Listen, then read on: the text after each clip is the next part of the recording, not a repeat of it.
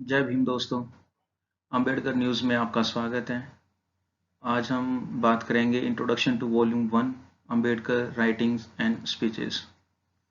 बहुत मुश्किल होता है किसी महापुरुष की जीवनी को पढ़ना और पढ़ के उसको समझना। अपने बहुत सारे ऐसे पुरखे हैं, पूर्वज हैं जिन्होंने अपनी अपनी राइटिंग्स लिखी और अपना काम जो उनकी पूरी ज़िंदगी से रिलेटेड रहा है, और कुछ ऐसे पब्लिशर भी रहे जिन्होंने उन कामों को पब्लिश किया और आज हम उन राइटिंग्स एंड स्पीचेस को पढ़ते हैं। नो डाउट डॉक्टर अंबेडकर के अलावा हमारे बहुत सारे ऐसे पूर्वज हैं जिन्होंने बहुत ज़्यादा समाज सुधार का काम किया। जैसा कि हम नाम ले सकते हैं स्वामी अच्युतानंद, गाडगे बाबा, नारायण गुरु, कबीर जी।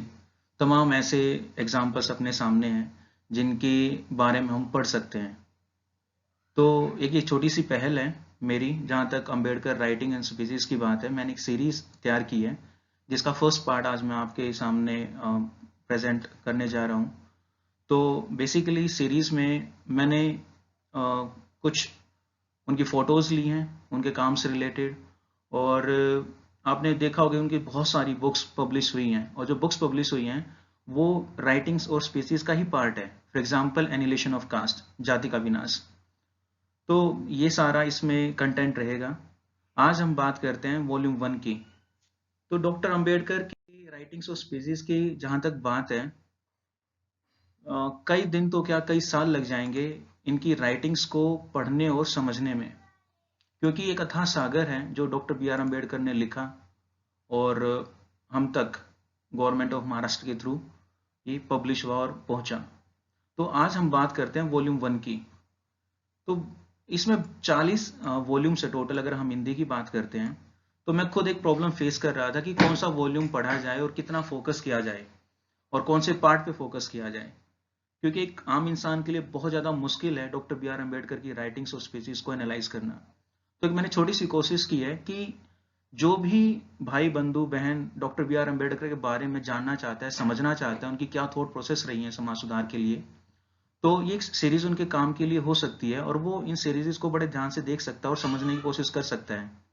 तो वॉल्यूम 1 में जैसा कि मैंने बताया कि हर वॉल्यूम में डॉक्टर बी आर अम्बेडकर ने अपनी थॉट के बारे में लिखा है, और जहाँ तक इस सीरीज की बात है उन वॉल्यूम में जो थॉट्स लिखे हुए हैं उसको मैंने फर्स्ट स्लाइड में लिया, और बीच में एक ऐसा प्रकरण, एक ऐसी राइटिंग मैंने बीच में से उठाई इस वॉल्यूम की जो मैं इस सीरीज में डिस्कस करूंगा।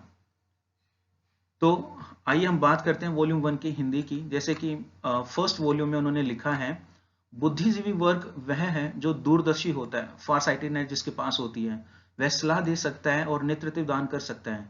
किसी भी देश की अधिकांश जनता विचारशील एवं क्रियाशील जीवन व्यतीत नहीं करती। ऐसे लोग प्राय बुद्धिजीवी वर्ग का अनुकरण और अनुगमन करते हैं। यह कहने में कोई अतिशयोक्ति नहीं होगी कि किसी देश का संपूर्ण भविष्य उसके बुद्धिजीवी वर्ग पर निर्भर होता है। यदि बुद्धिजीवी वर्ग ईमानदार, स्वतंत्र और निष्पक्ष है तो उस पर यह भरोसा किया जा सकता है कि संकट की घड़ी में वह पहल करेगा और उचित नेतृत्व प्रदान करेगा। आगे डॉक्टर अंबेडकर कहते हैं, यह ठीक है कि प्रज्ञा अपने आप में कोई गुण नहीं है, यह केवल साधन है और साधन का प्रयोग उस लक्ष्य पर निर्भर है जिसे एक बुद्धिमान व्यक्ति प्राप्त करने का प्रयत्न करता है। बुद्धिमान व्यक्ति भला हो सकता है लेकिन साथ ही वह दुष्ट भी हो सकता है। उसी प्रकार बुद्धि वर्ग उच्च विचारों वाले व्यक्तियों का एक दल हो सकता है जो सहायता करने के लिए तैयार रहता है और पथभ्रष्ट लोगों को सही रास्ते पर लाने के लिए तैयार रहता है। दोस्तों, इस वक्तव्य को बड़े ध्यान से समझना और सुनना ये कितना रिलेवेंट है आज के पर्सपेक्स में, जो आज अपना डियर इंडिया फेस कर रहे हैं। आप उस प्रोस्पेक्ट में इसको समझने की कोशिश करना। ये बात कर रहे हैं इंटेलेक्चुअल्स की, कहीं ना कहीं हम सब ये चीज आज फेस कर रहे हैं। ये सिर्फ उनकी थॉट्स ही नहीं है, वो उनका एक अपना इंडिया के बारे में है कि अगर हम बात करें कि डॉक्टर अंबेडकर कैसा इंडिया चाहते थे, कैसा भारत चाहते थे, तो उनकी जो वॉल्यूम्स की स्टार्टिंग में उनकी जो सेइंग लिखी गई है, उनका जो पार्ट लिखा है, उनकी थॉट जो दिखाई गई है, वो अपने आप में एक नए इंडिया की कल्पना करते हैं। और वो नया इंडिया जो डॉक्टर अंबेडकर ने सोचा होगा और आज जो हम नया इंडिया देख रहे हैं, आप बहुत आराम से समझ सकते हैं कि डॉक्टर अंबेडकर कैसा भारत चाहते थे। वो बुद्धिजीवी लोगों से, जो इंटेलेक्चुअल से, उनसे क्या उम्मीद करते थे कि संकट की घड़ी में वो लीडरशिप प्रदान करेंगे। आइए आगे बढ़ते हैं। वॉल्यूम 1 हिंदी का, जिसमें इंट्रोडक्शन के तौर पे हमने देखा उनकी सेइंग, और वॉल्यूम 1 में 3 पार्ट्स हैं। पार्ट 1 में डॉक्टर अंबेडकर बात करते हैं कास्ट सिस्टम की, और उसके सब पार्ट्स में भारत में जाति प्रथा, यानी कि caste system in India and it's annihilation, जाति प्रथा का उन्मूलन। दोस्तों, ये वही पार्ट है, भाग 1, जिसके बेसिस पे डॉक्टर अंबेडकर की एक बुक पब्लिश हुई थी, एनिहिलेशन ऑफ कास्ट, जाति का विनाश। ये आप पढ़ सकते हैं वॉल्यूम 1 हिंदी में। ये आप सबको पता ही होगा कि ये एक ऐसा लेक्चर था जो डिलीवर नहीं हो पाया था, तो बाद में एक बुक की फॉर्म में पब्लिश हुआ, which is available in volume 1 of doctor Ambedkar's writing and speeches. अगर हम भाग 2 की बात करते हैं तो इसमें डॉक्टर अंबेडकर के विचार हैं रिलेटेड टू लिंग्विस्टिक स्टेट्स। 1956 में एक कमीशन बना था, रीऑर्गेनाइजेशन ऑफ स्टेट्स, और उसमें कुछ कमेटीज थी, जिसमें धार कमेटी थी, और धर कमेटी भी हम कह देते हैं, और दूसरी कमेटी थी जेवीपी, जवाहरलाल नेहरू, वल्लभ भाई पटेल और पटाभी सीतारामैया। ये गांधी जी के बड़े क्लोज थे। तो ये 2-3 कमेटीज और कमीशंस बने, जिन्होंने अपनी राय दी भारत सरकार को कि जो नए राज्य बनाने उन किस बेसिस पे बनाए जाएं। तो स्पेशली ये लिंग्विस्टिक और भाषा के जो रिकमेंडेशंस थी, उसके बारे में कमीशंस बनाए गए थे। तो डॉक्टर अंबेडकर की वेल इन एडवांस उस टाइम पे इनकी राइटिंग्स में ये तथ्य मिलते हैं, ये फैक्ट्स मिलते हैं कि इन्होंने वेल इन एडवांस बताया था कि अगर नए स्टेट्स बनते हैं इंडिपेंडेंट इंडिया में, तो लैंग्वेज जो है एक इंपॉर्टेंट रोल प्ले करेगी। जहां तक महाराष्ट्र की बात है, एक इंपॉर्टेंट पहलू रहा है महाराष्ट्र। तो डॉक्टर अंबेडकर ने स्पेसिफिकली महाराष्ट्र के बारे में बात करें जहां तक लैंग्वेज की बात है।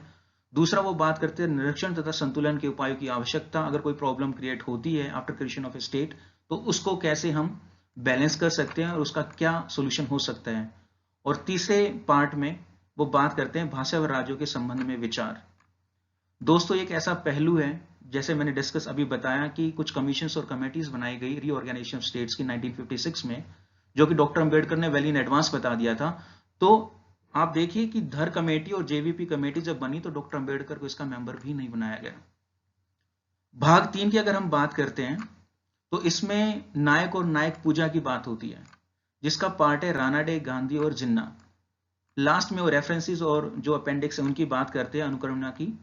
तो रानाडे, गांधी और जिन्ना के बारे में उन्होंने अपने विचार व्यक्त किए हैं। जहां तक इस पर्टिकुलर पॉइंट 6 की बात है, जो कि भाग 3 से संबंधित है, यहाँ पे डॉक्टर अंबेडकर इनके बारे में बताते हैं, लिखते हैं। और ये वो लेक्चर है जो इन्होंने 101वीं 101th जो बर्थ एनिवर्सरी थी एमजी रानाडे की, ये वकील थे, तो इन्होंने ये स्पीच दी थी 1940s में, आई थिंक 1943 में इन्होंने स्पीच दी थी, और बाद में ये पब्लिश हुआ था वर्क। इसमें ये बताते हैं कि रानाडे का जो सोशल कंट्रीब्यूशन है सोशल रिफॉर्मिंग में, वो क्या रहा। हालांकि डॉक्टर अंबेडकर ने इसके बारे में बताया कि वो बहुत छोटे थे, अराउंड 9 years old, जब इनकी डेथ हुई थी। तो इनकी जब डेथ हुई तो स्कूल में छुट्टी कर दी गई थी, और बाकी बच्चों की तरह डॉक्टर अंबेडकर भी बड़े खुश थे कि स्कूल में छुट्टी हो गई है। तो वो उनका पर्सनली कभी इनसे मिले नहीं, बट जैसे ही बाकी लोगों से सुना, उनके काम के बारे में पढ़ा, देखा, तो डॉक्टर अंबेडकर ने इन सब चीज़ों पर अपनी कमेंट्री लिखी, और गांधी और जिन्ना के बारे में भी कुछ इनके कंपैरिजन में बातें की। तो ये वॉल्यूम 1 में 3 भाग हैं, और जो भी ब्रदर एंड सिस्टर इंटरेस्टेड हैं डॉक्टर बी आर अम्बेडकर की राइटिंग और स्पीचेस में, वो अपने मन मुताबिक इन चीज़ों में से पढ़ सकते हैं। भाग 2 का एक इंपॉर्टेंट पहलू और है, आपको याद होगा सन 2000 में 3 स्टेट्स बने थे।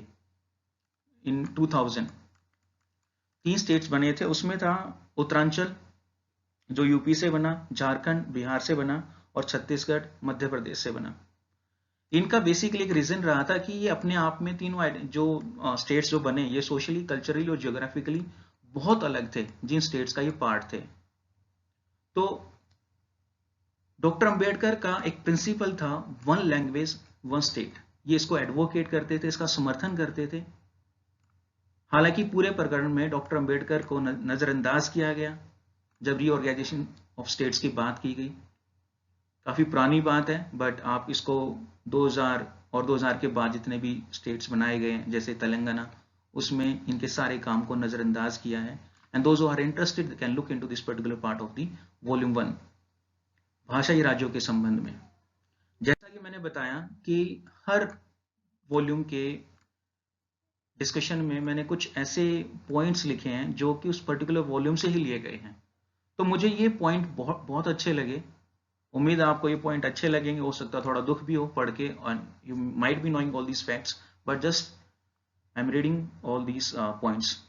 इसी वॉल्यूम 1 में डॉक्टर अंबेडकर लिखते हैं, जहां तक जाति प्रथा की बात है, मराठा राज्य में पेशवाओं, ये जो पेशवा जो राज था, उसके टाइम की बात करते हैं कि उनके शासन में यदि कोई हिंदू सड़क पर आ रहा होता है, हिंदू मतलब हाई कास्ट हिंदू, तो किसी अछूत को यानी कि अनटचेबल्स को इसलिए उस सड़क पर चलने की अनुमति नहीं थी कि उसकी परछाई से वह हिंदू अपवित्र हो जाएगा।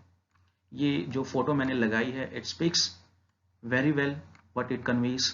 सो अछूत के लिए आवश्यक था कि वह अपनी कलाई या गर्दन में निशानी के तौर पर एक काला धागा बांधे।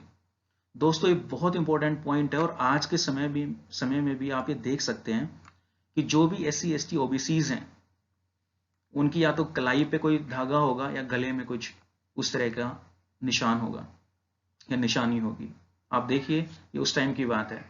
ये हो सकता है कि किसी की आस्था से भी रिलेटेड हो। I am not commenting on that particular thing, but the point is, इसकी शुरुआत कहां से हुई वो हमें समझना पड़ेगा। इसका इतिहास हमें देखना पड़ेगा कि SC ST OBCs के ही हाथ में या गर्दन में ये काले रंग के धागे या कोई भी धागा, किसी भी तरह का धागा क्यों होता है। तो ये एक निशानी के तौर पे बंधवाया जाता था अनटचेबल से इस पर्टिकुलर राज के दौरान, जिससे कि हिंदू गलती से भी उसे छूकर अपवित्र हो जाने से बच जाए। पेशवाओं की राजधानी पूना में किसी भी अछूत के लिए अपनी कमर में झाड़ू बांधकर चलना आवश्यक था, जिससे कि उसके चलने से पीछे की धूल साफ होती रहे।